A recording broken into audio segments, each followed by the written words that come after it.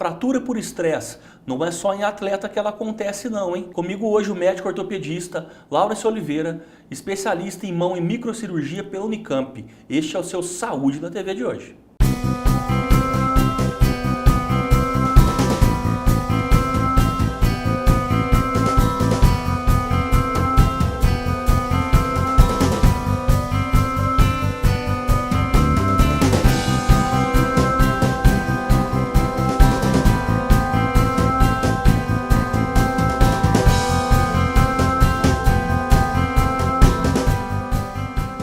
Laurence, é um prazer te receber no nosso programa.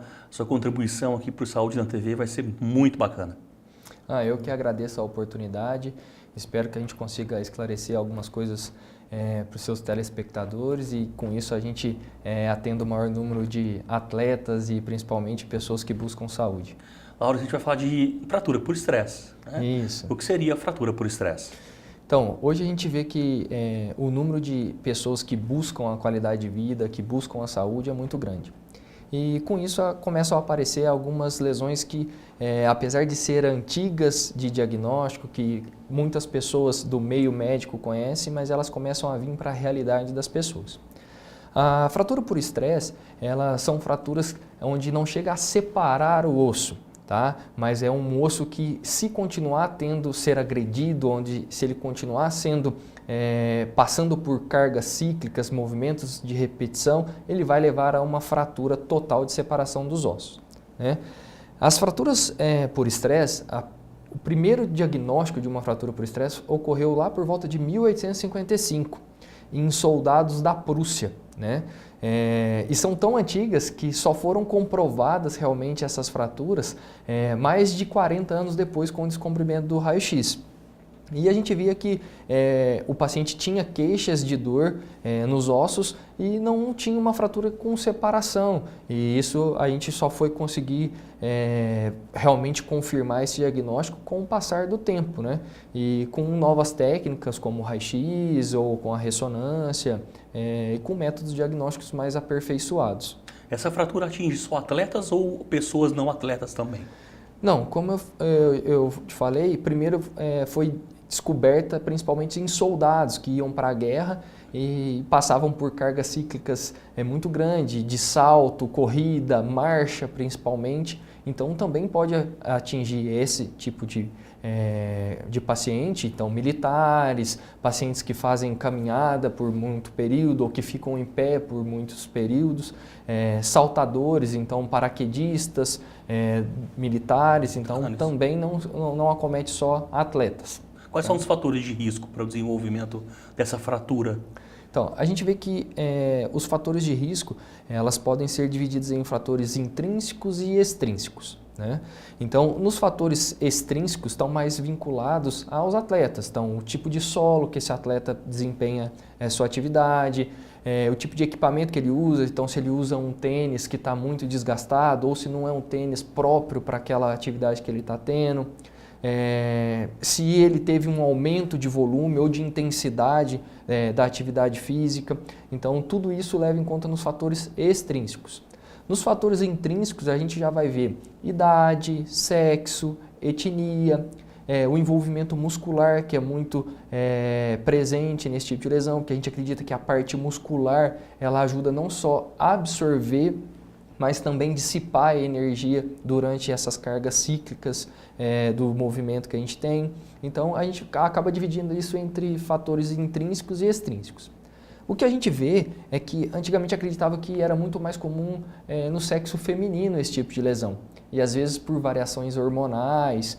E a gente via isso presente nos militares. Então, quando a gente pega um militar, a gente vê que o treinamento para o sexo masculino e feminino é o mesmo. E aí sim a gente acaba vendo que é mais comum no sexo feminino.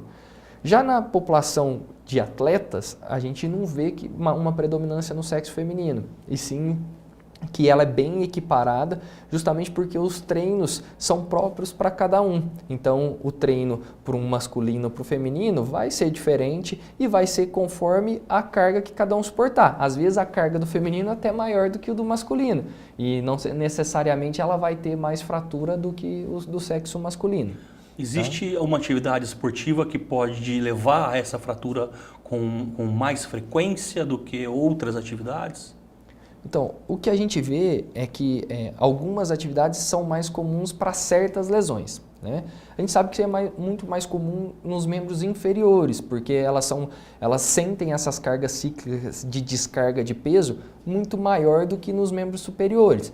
Mas, por exemplo, remadores, jogadores de tênis, são mais comuns fraturas da una, fraturas do húmero distal, bailarinos, pacientes que trabalham com salto, são mais comuns fraturas da região da pars articular, da coluna lombar. Né? Então a gente vê que jogadores de basquete em franca são mais comuns fraturas do membro superior. Então isso depende muito de cada atividade, está relacionado a ter uma frequência maior em cada osso que é acometido. Tá? Alguma deficiência alimentar pode ser prejudicial, pode levar ao desenvolvimento dessas fraturas também? A gente vê que a carga nutricional faz parte sim da investigação clínica dos fatores intrínsecos, né? Então, às vezes, pacientes que têm uma carga nutricional baixa, que perdeu uma massa muscular no último ano, isso é importante sim de ser investigada na sua anamnese inicial. Tá? Principalmente também em mulheres, quando está passando por uma dismenorreia, uma alteração do ciclo menstrual, a gente obrigatoriamente vai averiguar a dosagem de hormônio FSH, do hormônio estradiol, para ver se não tem uma alteração que está levando essa alteração óssea. São vários fatores que podem levar, né, ao desenvolvimento dessa fratura. Cada dia que passa, isso está sendo mais comum no nosso dia a dia do consultório. Eu costumo falar que eu tenho o privilégio de trabalhar muito com atleta. E isso a gente acaba vendo que cada dia que passa, o paciente que às vezes chegava sem diagnóstico, com uma dor e acabava sendo retirado do seu esporte, hoje a gente consegue fazer o diagnóstico, tratar e o mais importante, retornar esse paciente para a atividade física, que é o que o atleta mais quer. O atleta que fica parado enlouquece, né, Laura? Eu brinco que às vezes o esporte faz bem não só para o corpo, mas principalmente para a cabeça, né? Então ficar longe às vezes é sofrido. E assim, eu tive o desprazer de ter uma fratura por estresse, né? Você como corredor, né? Eu faço, na verdade assim, eu brinco um pouco de correr. Então faço corridas de 5, 10 quilômetros, maratona, e num treino para uma prova dessa eu acabei fazendo uma fratura por estresse do fêmur. E aí a gente acaba trazendo para a nossa realidade o afastar dos treinos, afastar da atividade física, né? E isso traz um sofrimento muito grande para quem gosta, né? Então hoje, além da gente ter essa noção como médico, de ter que retornar o paciente para a atividade física, hoje eu tenho o outro lado de saber que faz muita falta não praticar, né? É verdade. Eu vou chamar o nosso primeiro intervalo. E você que está nos acompanhando, nós voltamos em breve.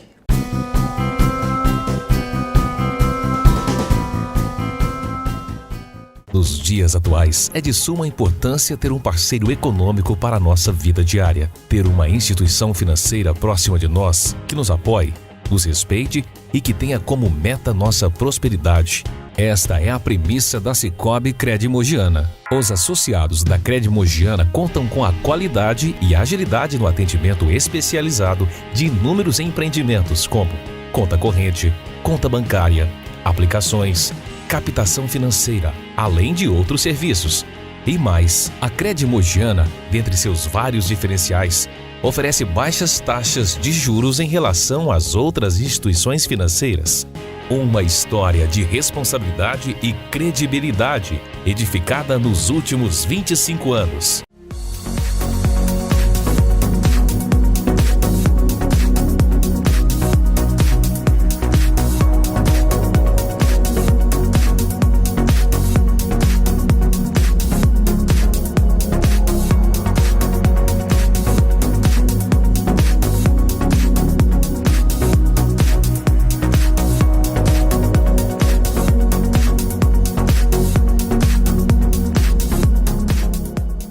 Chegou o SOS Me, Uma solução simples para quem está na melhor idade, mas prefere continuar a viver em casa com liberdade e independência.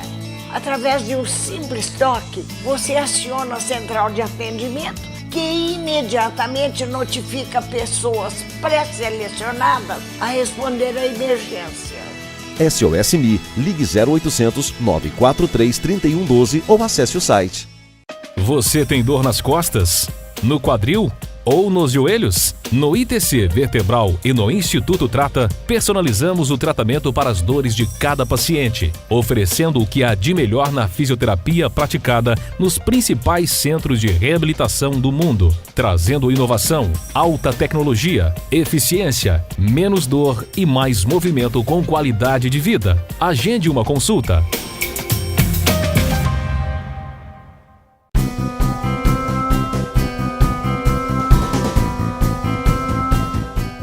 Estamos de volta com o Dr. Laurence Oliveira, falando sobre fratura por estresse.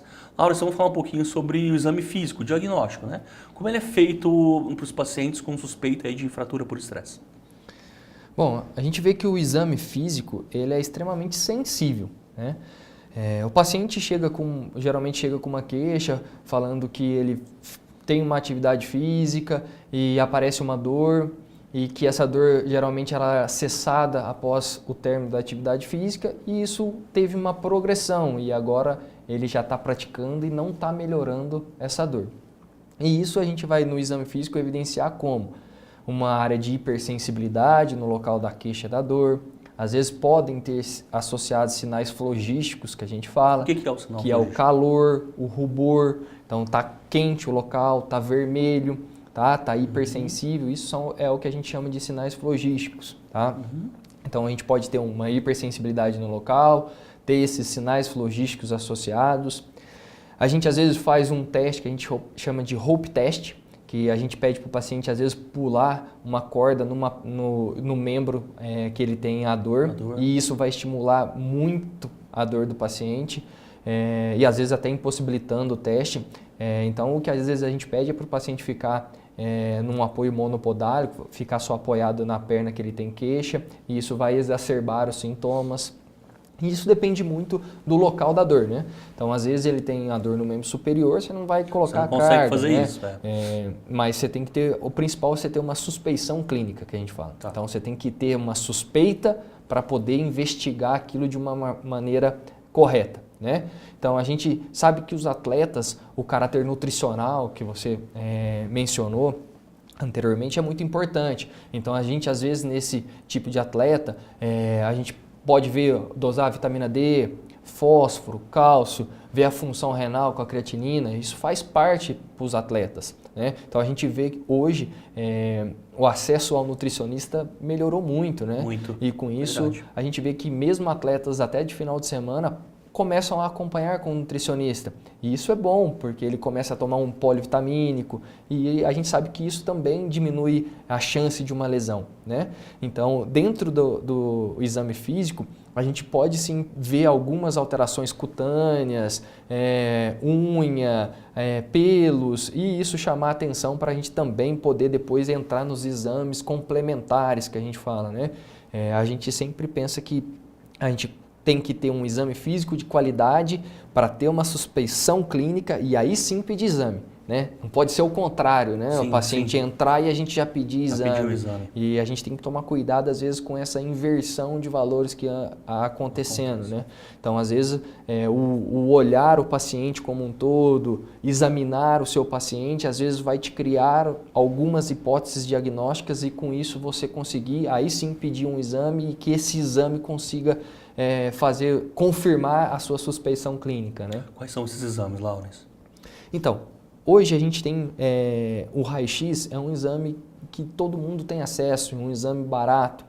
Então a gente sempre começa com o raio-x. A grande complicação que a gente vê nos exames do raio-x é que hoje o paciente tem acesso às vezes à saúde e o raio-x só vai aparecer esse tipo de lesão de 2 a 4 semanas após o início dos sintomas. E às vezes você não vai conseguir fazer o diagnóstico. Então, às vezes eu também vejo no meu dia a dia o paciente falar, eu estou com dor, fiz raio-x, mas não deu nada. Não, às vezes o raio-x não vai dar mesmo, porque vai demorar um tempo para aparecer essa lesão. E aí a gente vai partir para outros exames. Então isso depende muito de quando o paciente chega para você, né? E se ele chega num tempo ideal, no início dos sintomas, aí você vai ter que pedir outro tipo de exame e não o raio-x. O exame hoje de maior sensibilidade, e a gente costuma muito colocar nome nas coisas e falar que ele é o padrão ouro, é a ressonância magnética, né? Por que a ressonância? A ressonância, a gente vê que os sintomas do paciente com 1, 2 dias já consegue aparecer, refletir tudo isso na ressonância, né? Então a gente vê que ela tem uma alta sensibilidade para a doença e é muito específico. A cintilografia, por exemplo, ela tem uma sensibilidade alta, que vai de 70% a 100% de sensibilidade, mas ela é pouco específica. Outras lesões também vão ter alteração na cintilografia. Então, quando a gente pega o paciente com o início dos sintomas, a gente tem uma tendência a pedir a ressonância já se essa é a nossa suspeita clínica de uma fratura por estresse. E o que é importante da ressonância é que ela não serve só de diagnóstico. Ela serve também para nos guiar no prognóstico da lesão e também no retorno às atividades, que é o que a gente conversou aqui. Para o atleta é o mais importante. Ele chega, ele não quer saber como vai tratar, ele quer saber quanto tempo ele vai voltar à prática esportiva. Então a ressonância consegue nos mostrar isso. Então, de acordo com o que a gente vai vendo na ressonância, a gente vai classificando essa lesão em gravidade, 1, 2, 3 e 4, e com isso também o tempo para o retorno às atividades. Se vai ser 3 semanas no grau 1, se é de 3 a 6 semanas no grau 2, se é de 12 a 16 semanas no grau 3, ou se é a partir de 16 semanas no grau 4. Então a ressonância tem esse poder também para a gente, né? Da gente conseguir ter um parâmetro maior para o retorno às atividades. Ok, e a partir desse momento que você crava isso, como você define os critérios para tratamento? Então, o que a gente tem que ter em mente é principalmente que algumas fraturas têm um alto risco e outras um baixo risco. O que significa isso? Algumas fraturas têm um alto risco para não consolidação, que é não colar a fratura, tem um alto risco para acabar de fraturar, para ter uma separação óssea e às vezes até uma necrose óssea.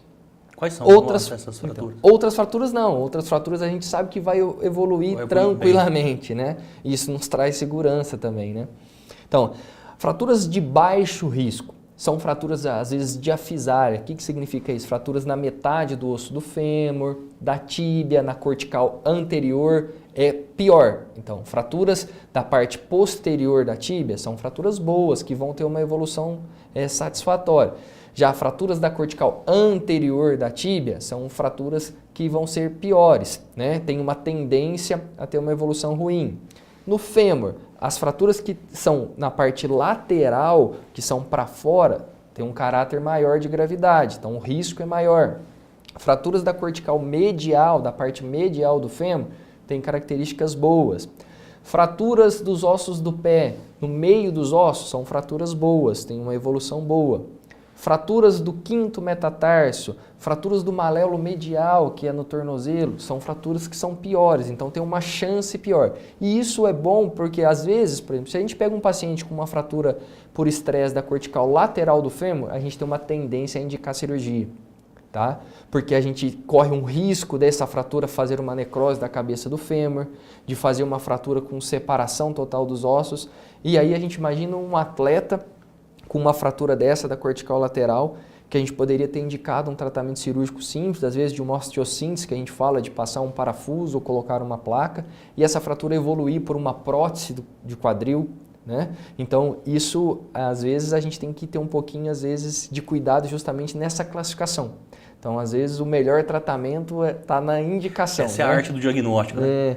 É você indicar se você vai só tirar o paciente um tempo do esporte ou se você vai já indicar um tratamento cirúrgico. E essa classificação entre fraturas de baixo e alto risco são de grande relevância para a gente. Maravilha, eu vou chamar o nosso último intervalo. E você que está acompanhando nosso bate-papo, nós voltamos já já.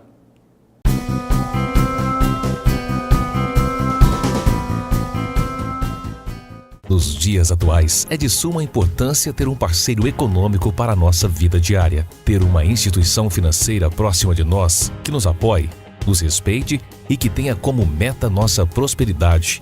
Esta é a premissa da Sicoob Cred Mogiana. Os associados da Cred Mogiana contam com a qualidade e agilidade no atendimento especializado de inúmeros empreendimentos como conta corrente, conta bancária, aplicações, captação financeira, além de outros serviços. E mais, a Cred Mogiana, dentre seus vários diferenciais, oferece baixas taxas de juros em relação às outras instituições financeiras. Uma história de responsabilidade e credibilidade, edificada nos últimos 25 anos.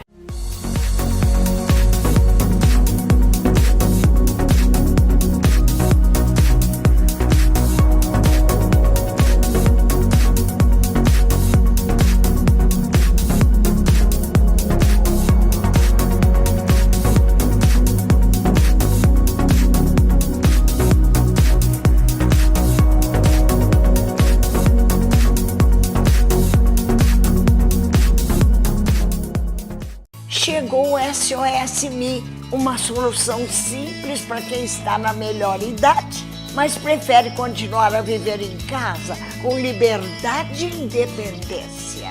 Através de um simples toque, você aciona a central de atendimento, que imediatamente notifica pessoas pré-selecionadas a responder à emergência. SOS Me, ligue 0800 943 3112 ou acesse o site. Você tem dor nas costas? No quadril? Ou nos joelhos? No ITC Vertebral e no Instituto Trata, personalizamos o tratamento para as dores de cada paciente, oferecendo o que há de melhor na fisioterapia praticada nos principais centros de reabilitação do mundo, trazendo inovação, alta tecnologia, eficiência, menos dor e mais movimento com qualidade de vida. Agende uma consulta.